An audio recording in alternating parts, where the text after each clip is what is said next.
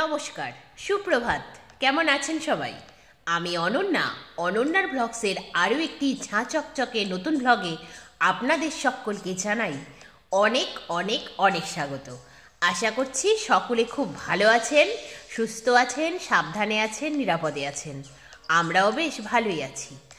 আজ দিনটি বৃহস্পতিবার, সকাল এখন 10:30 মতো বাজে।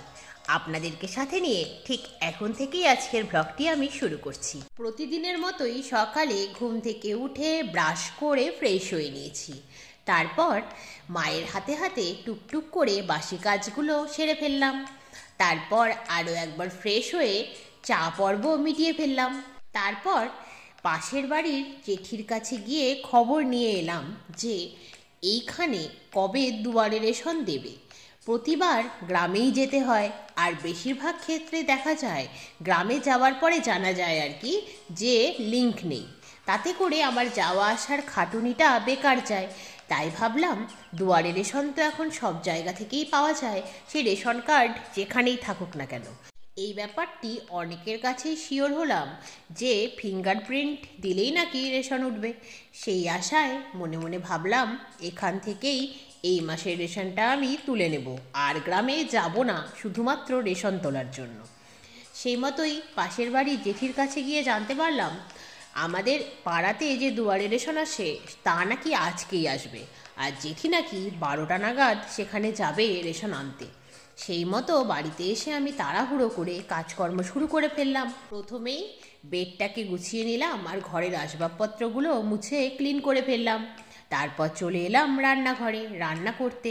আজ মাত্র 45 মিনিটের মধ্যেই বানিয়ে ফেললাম মাছের ঝোল, বড়ি ভেজে বেগুন সহকারে মেথির শাকের ঘন্ট, আর ম্যান্ডেটরি আইটেম উচ্ছে বেগুন ভাজা। তার সাথে ভাতটা শুধু মা পরে করেছিল, কারণ 45 মিনিটের মধ্যে ভাত নামানো আমার পক্ষে আর পসিবল হয়নি।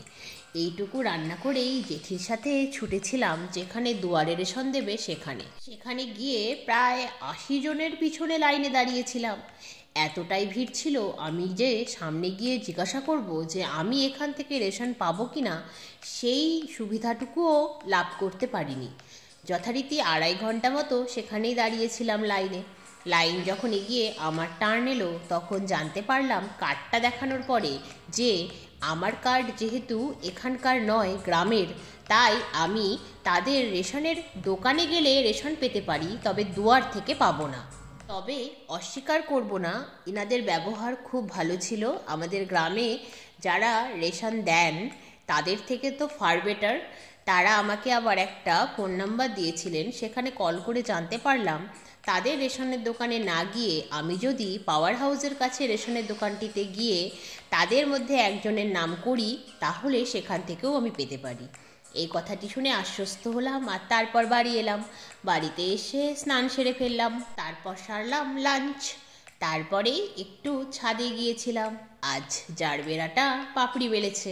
আজ রেশন না পেলেও এইটুকু অ্যাসিওরেন্স পেয়েছি যে আর গ্রামে না গেলেও আমি রেশন পেতে পারি। তারপর আধা ভিজে জামা কাপড়গুলো সিঁড়ি ঘরের ভেতরের দড়িতে মেলে দিলাম আর জানলা দরজাগুলো বন্ধ করে দিলাম। তাহলে আজকের মতো এই পর্যন্তই। আবার দেখা হবে খুব শিগগিরই অন্য একটি নতুন ব্লগে। ততক্ষণ সবাই খুব ভালো থাকবেন। আজকের ব্লগটি কেমন লাগলো জানাবেন, ভালো লাগলে একটি লাইক করে দেবেন, চ্যানেলে নতুন হলে চ্যানেলটিকে সাবস্ক্রাইব করে আমার বন্ধু হয়ে যাবেন। টাটা।